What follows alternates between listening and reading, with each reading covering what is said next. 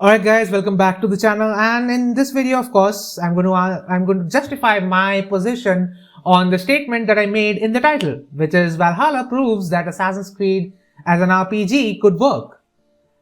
Now there's a big asterisk there and terms and conditions apply, but I'll get to that.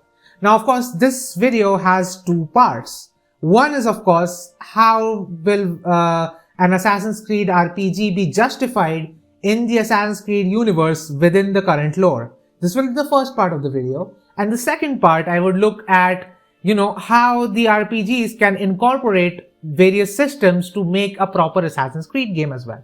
So, of course, starting with part one. Now, in the part one, this is going to be somewhat of a spoiler. I'll try my best not to spoil too much. And just in case you don't want to get spoiled at all, there is a part of this that you can skip. So in fact, I would say if you don't want to know why I think this is justified now, skip part 1 because part 1 is going to be complete spoilers for Valhalla and its ending. And in case you have finished Valhalla, you can watch it. So of course, I'll put the timer for part 2 right now on the screen. So you can see the time right now. If you don't want to get spoiled, jump to that time and you know the rest. You can watch the other part of the video.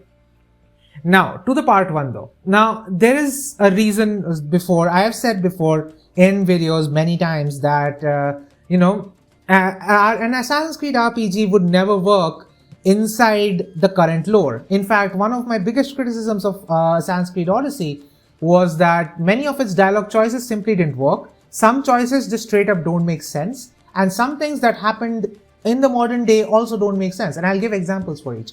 So I think the perfect way to summarize all 3 points is when Alexios shows up in the modern day.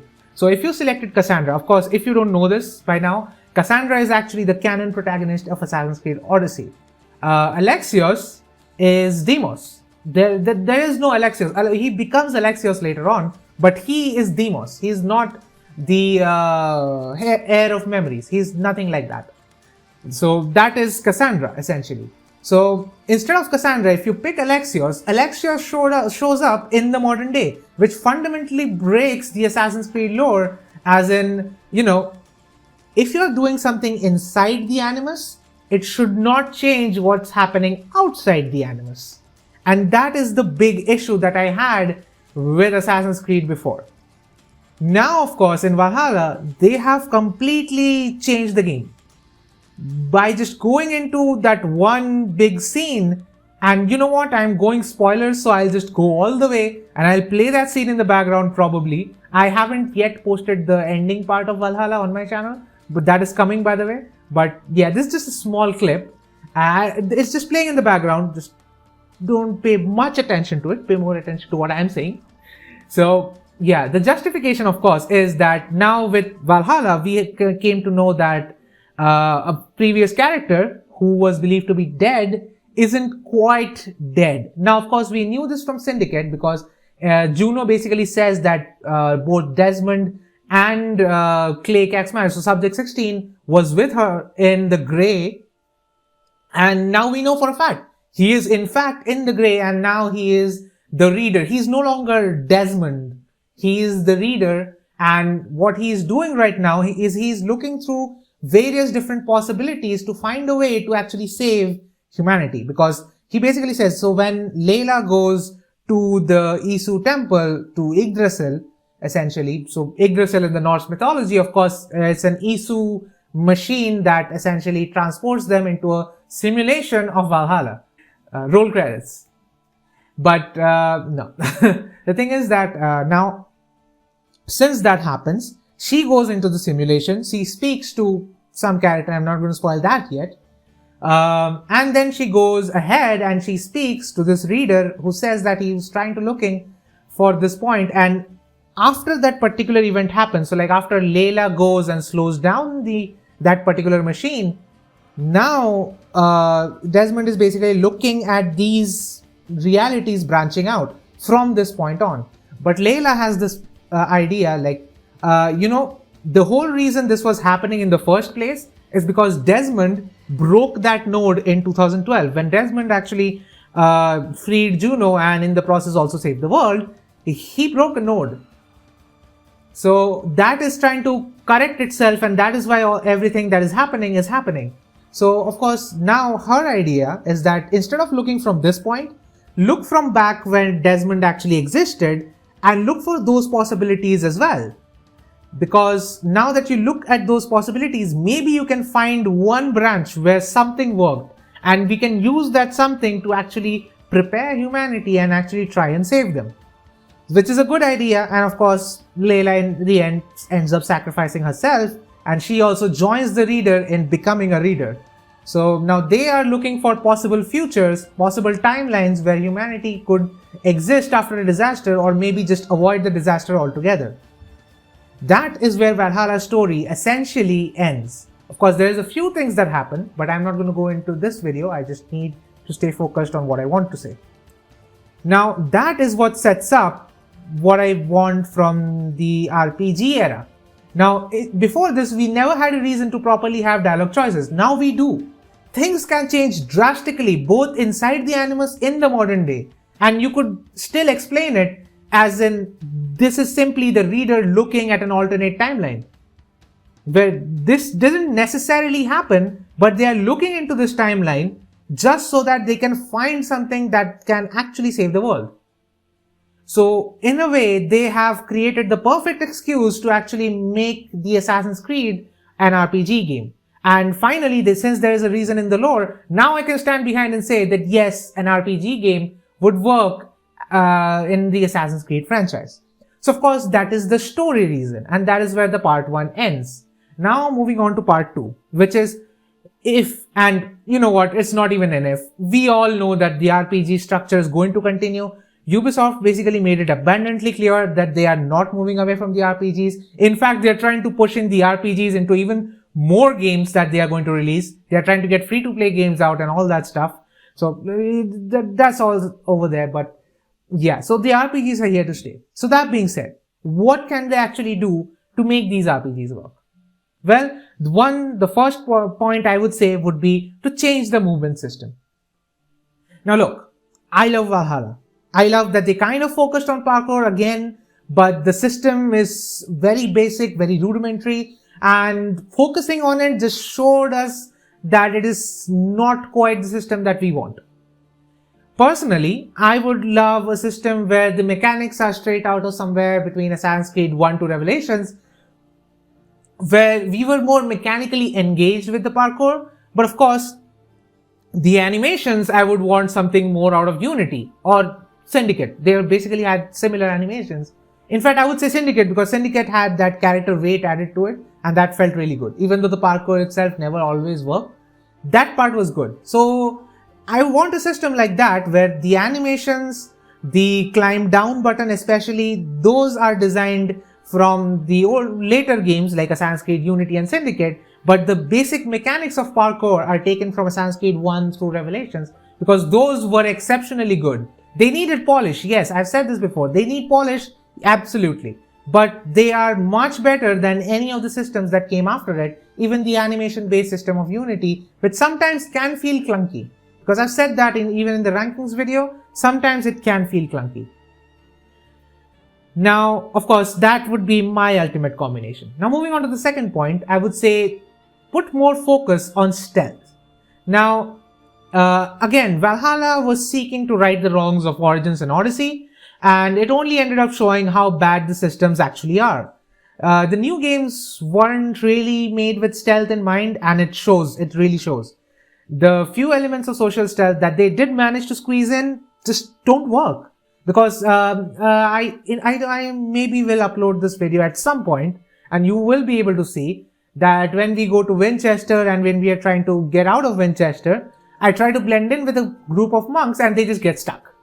Like, I seriously don't understand how they managed to implement a system better 13 years ago. 13 years ago, this shit worked. It doesn't now. So they need to focus on stealth. I know these games were more focused on combat. They really kind of cleaned up the combat system, especially with Valhalla. Yes, there could be improvements made to the Valhalla's combat system to make it more interesting. But I feel like we have reached a point where the combat is no longer Assassin's Creed's biggest problem. So now we need to go back and focus on stealth. We need to focus on social stealth. And this will not just make the game better on its own right, it will also make the game more unique, because there are not many games with many RPGs with proper stealth systems. There are RPGs with stealth systems, but there aren't many. So this could take a new direction of its own. And of course, social stealth could be incorporated into the RPG system. Things like, suppose, blending in. So different actions to blend in. Like in Valhalla, you had this one action where you can sit on a bench, you can lower a drunk, you can walk with the monks. So just imagine that system expanded across like maybe 20, 30 skills, and all those skills are available in a skill tree. So if you want to have that stealth focused line, you can invest in that skill tree, like more like Skyrim and not like what Valhalla did, which again is a different topic, and I don't want to talk about that right now. So we could have a system like that, where if you want to be a stealth player, you could essentially invest your points there, and that would mean that your detection is better. The enemies don't detect you like from 100 feet away. How you gear up will change everything. There is a lot that can be done here. In fact, Unity even did a little bit of that, because if you wear certain sort of armor, the detection speed goes up or down depending on what the armor looks like or what the armor is. So yeah, there are a few things that Unity actually did. We just need more of those, and a lot more of those. That would really make Assassin's Creed feel like a stealth game, which is a stealth action RPG, would be really nice to have. And at number 3, this is something which is kind of within the theme of this video: go full RPG. Now, so far, Ubisoft has merely tested the waters. Now, one could say Odyssey was the first true RPG in the series, but one would also be wrong. The consequences of your choice really didn't matter in Odyssey. Like, there wasn't much of a difference between what ending I got versus what ending other people got, other than the whole fiasco about Alexios showing up in the modern day. There wasn't much of a change there. So, and Valhalla is even worse in this regard, because Valhalla tried to have that more linear narrative, and in the end, it just ended up doing something that was weird, and I'll talk about that in another video again. There's a lot I want to talk about with Valhalla. There is a ton of stuff here. But, okay, I'll just save that for later. So, of course, that, and of course, the skill tree is not very RPG-like. Now, I said this before in Valhalla that, this is not what an RPG skill tree should look like. It's basically you need to get all the points if you want to be as powerful as you can. And that is not what an RPG is all about. RPGs are about picking what I want to do. In Skyrim, you don't just put your points in every single skill tree. And no, don't challenge me on that, please. I know some great adventurer has gone ahead and done that already. I'm sure of it. But that is not what I mean. In a normal playthrough, you're not putting your points on every single skill tree and trying to get every single skill point. You're trying to put into the skill trees which you are actually going to use. And that is something I feel like these sort of RPGs should work on. That would really have improved Valhalla, in my opinion. So, of course, that is one point. And at this point, I would just like to see them, just embrace the RPG, make it a proper RPG, make it work as a proper RPG. And you know what? Even if you don't have a very good Assassin's Creed game in your hand, at least you will have a good RPG in your hand. And that could work wonders. Especially with Ubisoft, trying to boost their player engagement and all that. This would help. This would help a lot. Now, I would say at number 4, now this is something that I did not put in the Reddit post, but I'm putting it retrospectively here. That is, they need to fix the pacing. Because so far, the pacing has been awful. In Origins, we had to grind and sit through every single side quest just to get to the main quest and finish the game. And it sucked. In my opinion, it sucked.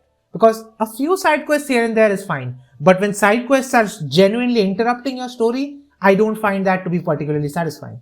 Same with Odyssey. We had to grind menial side quests. Just awful side content just to get to that final stage. Now, in that terms, Valhalla is actually better, but also worse. Because Valhalla essentially makes you sit through all of those quests. So like the Essex quest, the Lincolnshire quest, the Yorkshire quest, Nottinghamshire, almost all of those quests, Skirropshire, they were unnecessary for the main storyline. You did not need any of that for the main storyline. You could have finished the main story in about 40-50 hours and have more to spare. But what they essentially did is they stretched that game to its absolute limit by putting these in there. And so that is what they need to fix. Have side content. I'm not saying this content should not be in the game. I'm not complaining that this is too long. I made a video on this saying that Valhalla is not too long. It is just poorly paced.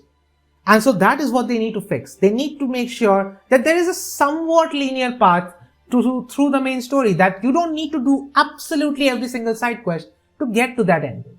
And you know what really sums it up? So I have been waiting for the end of Assassin's Creed Valhalla for such a long time. And you know what? I was grinding in that live stream. There was live streams on my channel. I was grinding in those live streams. And of course, after a while, I said, you know what? Now I'm going to go to Valhalla, defeat Fenrir, and then I'll go to the ending of the game. I couldn't do that because you know what? After I defeated Fenrir, this is a spoiler, but you do fight Fenrir, but also everyone knew that before even buying the game that we are going to fight Fenrir at some point. Anyway, after we fight Fenrir and we come back, we need to, there should be a quest that triggers with Sigurd, which would lead you to the ending of the game.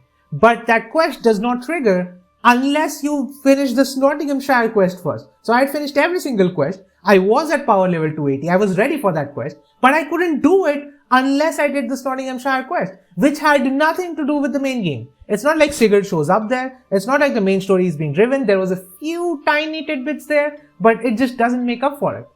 And that is what I want Assassin's Creed to do better. The pacing needs to improve. And that is something only the developers can do. I don't know what the game is like. I don't know how the story is going to flow. And that is something they have to do. That is something I cannot do. But again, those are my 4 points. And anyway, this is what I think. But I would also love to know what you guys think. And again, I would love to know what you guys think. So just comment down in the comment section below. If you're seeing this somewhere and you are just discovering my channel for the first time, I would love a subscription. I'm at 93 now and counting, so let's get to that 100. And well, I'll leave you guys in peace.